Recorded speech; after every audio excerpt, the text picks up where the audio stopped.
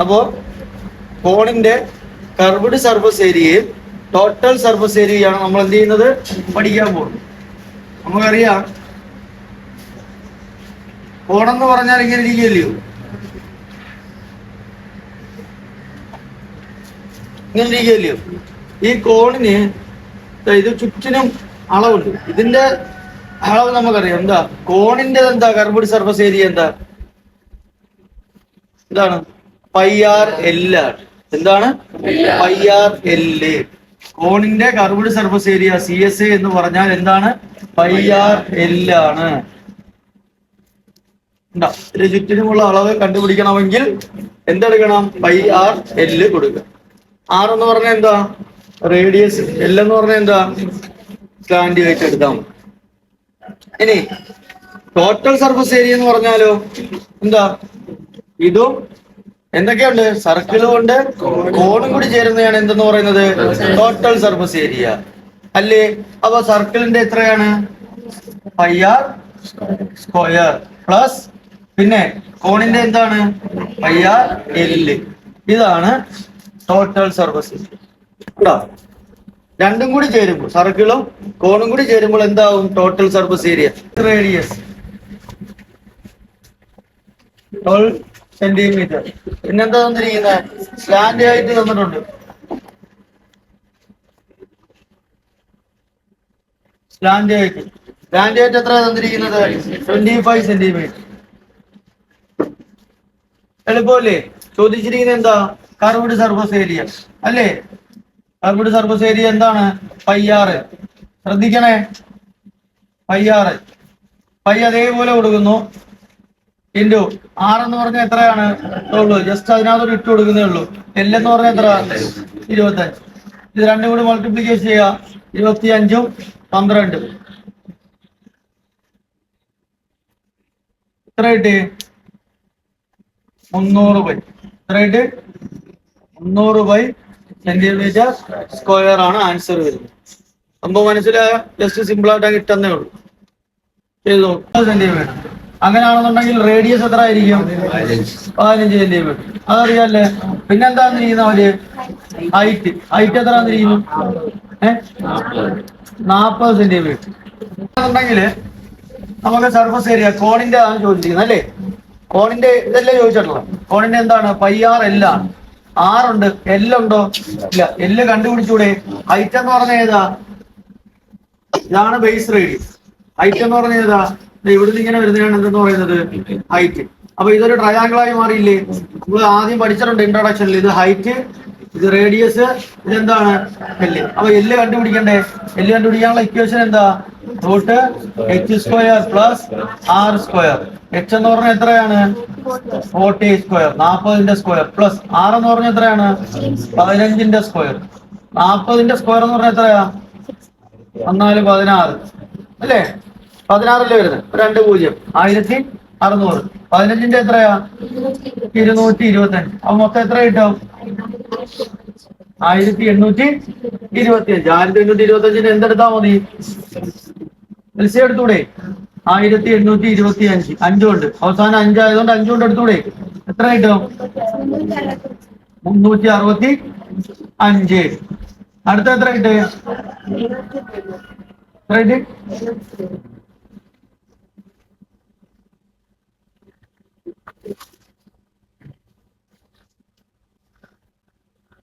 ഇനി അടുത്ത 5 കൊണ്ട് വീണ്ടും 5 കൊണ്ട് പറ്റുമ്പോ എത്ര കിട്ടും, 7 3 73. അപ്പൊ ആൻസർ എന്തായിരുന്നു, 5573. 73 പറ്റുമോ ഇല്ല. അപ്പൊ ആൻസർ എന്താ വന്നു, 5 × 5 × 73 അല്ലേ. 2 5 ഉണ്ടല്ലോ, ഒരു 5 പുറത്ത് വരുന്നില്ലേ. അപ്പൊ 5 √73 5 √73 എന്ന് കിട്ടും. Centimetre 73 centimetre. പിന്നെ അതെടുത്ത് ഇക്വേഷന് കൊടുക്കുന്നു, πr/l 5 × 15 × 5 √73. ഇത് മൾട്ടിപ്ലൈ ചെയ്യുമ്പോൾ എന്ത് കിട്ടും നമുക്ക്, CS കിട്ടും.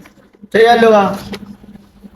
3.14 പിന്നെ 75 √73. ഇതുമായിട്ട് എന്ത് ചെയ്യണം, മൾട്ടിപ്ലൈ ചെയ്യണം. മൾട്ടിപ്ലൈ ചെയ്തിട്ട് √73 കൊടുക്കുക.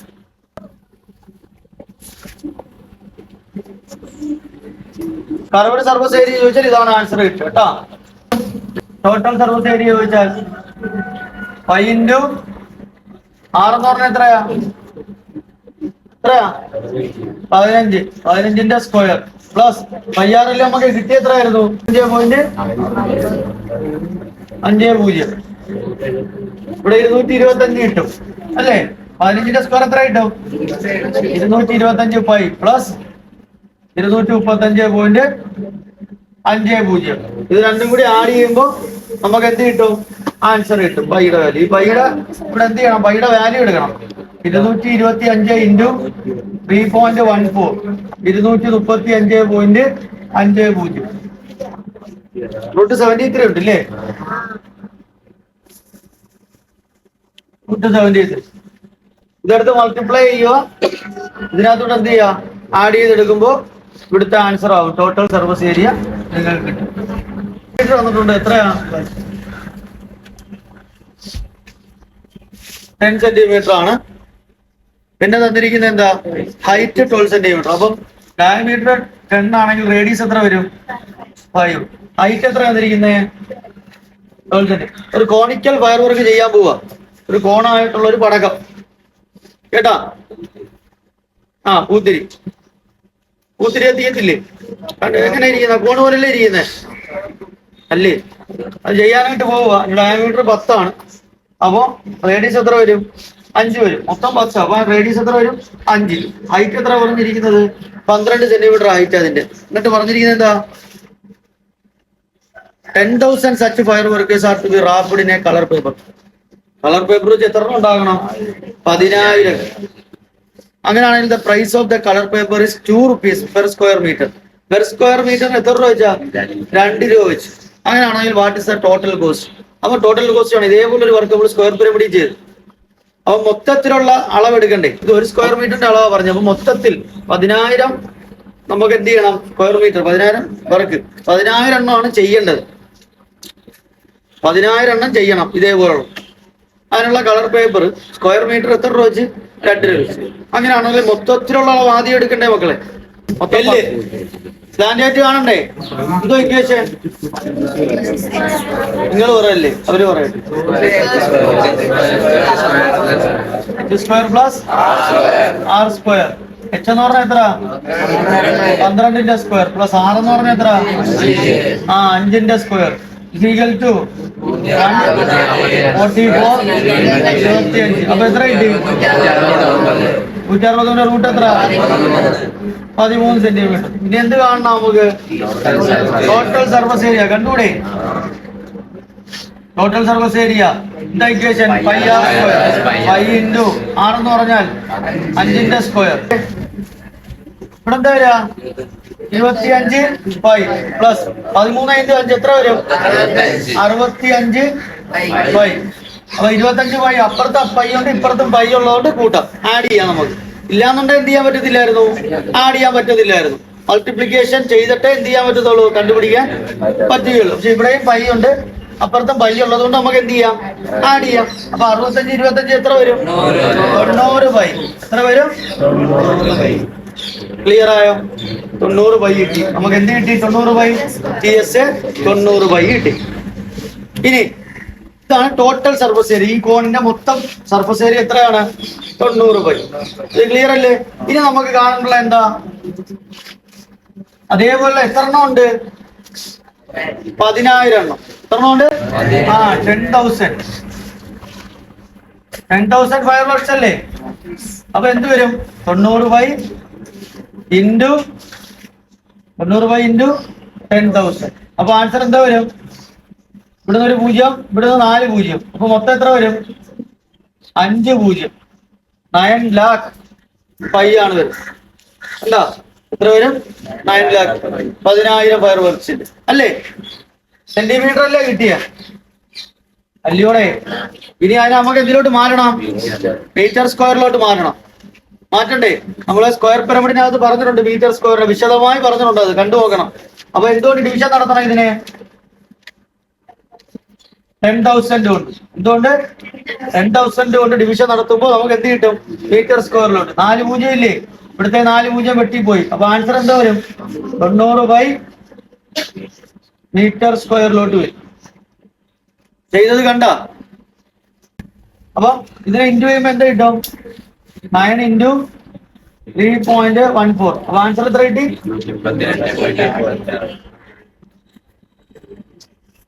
Metre square. സെന്റിമീറ്റർ അല്ല, മീറ്ററും സെന്റിമീറ്ററും ഒക്കെ ശ്രദ്ധിക്കണം. മീറ്റർ സ്ക്വയറിലാണ് പറഞ്ഞിരിക്കുന്നത്. ഇനി മൊത്തം 10,000 എണ്ണത്തിന്റെ നമുക്ക് കിട്ടി ഇവിടെ മീറ്റർ സ്ക്വയർ. 10,000 ഫയർ വർക്കിന്റെ എത്രയാണ്? 282.6 ഇനി ഒരെണ്ണത്തിന് എത്രയോ? 1 മീറ്റർ സ്ക്വയറിന് എത്ര വെച്ചെന്നാ? 2 രൂപ വെച്ച്. അപ്പം 282.6ന്റെയും കാണണ്ടേ? അപ്പൊ ടോട്ടൽ കോസ്റ്റ് അപ്പൊ എങ്ങനെയാ? Total cost 282.6 × 2. 2 ചെയ്യുമ്പോൾ എന്ത് കിട്ടും നമുക്ക്? ടോട്ടൽ കോസ്റ്റ് എത്ര കിട്ടി? 562 മീറ്ററോ സെന്റിമീറ്ററോ എല്ലാം ഉണ്ടോ? പൈസ അല്ലേ? അത്രയും രൂപയാണ് ആവുന്നത്. 565.2 രൂപയാവും.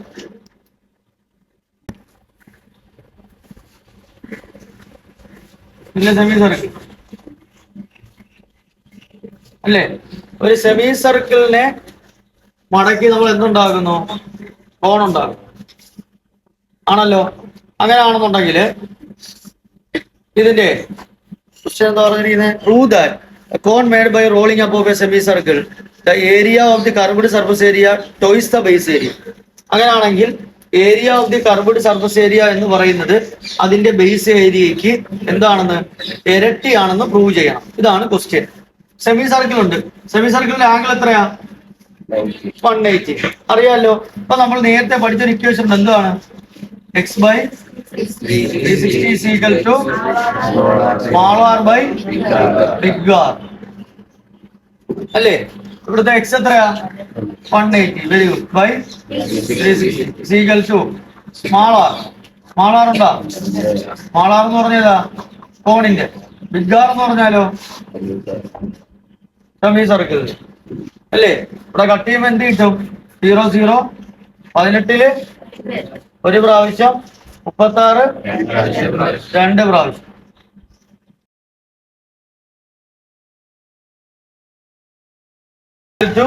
R/R. ഈ സ്മാൾ ആർ കാണണമെങ്കിൽ ഇത് എന്ത് ചെയ്യണം? ഇങ്ങോട്ട് ഇൻഡ് ചെയ്യണം അല്ലേ? അപ്പൊ എന്ത് കിട്ടി നമുക്ക്? R = R എന്ന് കിട്ടി അല്ലേ? ഇനി എന്താ കാണണം?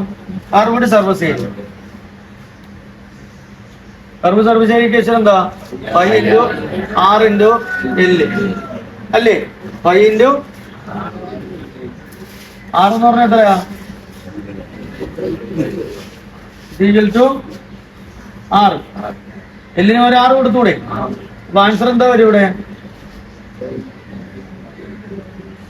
പറ. ½ πr² വരത്തില്ലേ? മനസ്സിലായ സംഭവം? ഇവിടെ നമ്മൾ എങ്ങനെ എഴുതാം ഇതിനെ? ഈ π r² മേളിലോട്ട് കൊടുത്തൂടെ?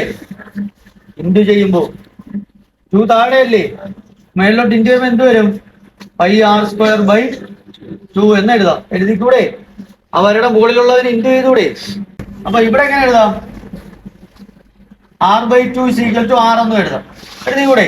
എന്താ കാണണം? ബേസ് ഏരിയ കാണണം. എന്ത് കാണണം? Base area. ബേസ് ഏരിയ എന്ന് പറഞ്ഞാൽ ആരാണ്? Area of circle. Area of circle എന്താ? πr². അപ്പൊ ഇവിടെ നമ്മൾ സബ്സ്റ്റിറ്റ്യൂട്ട് ചെയ്യുമ്പോ π × R എന്ന് പറഞ്ഞാൽ എത്രയാ? R/2. R/2 the whole square. അപ്പൊ ആൻസർ എന്താ വരും?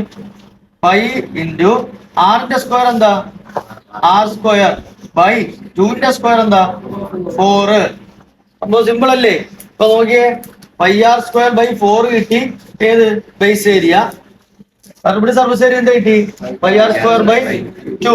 ഇതിന്റെ അർത്ഥം എന്താ? എന്താ എഴുതും? Curved surface area is double of the base area. എഴുതി.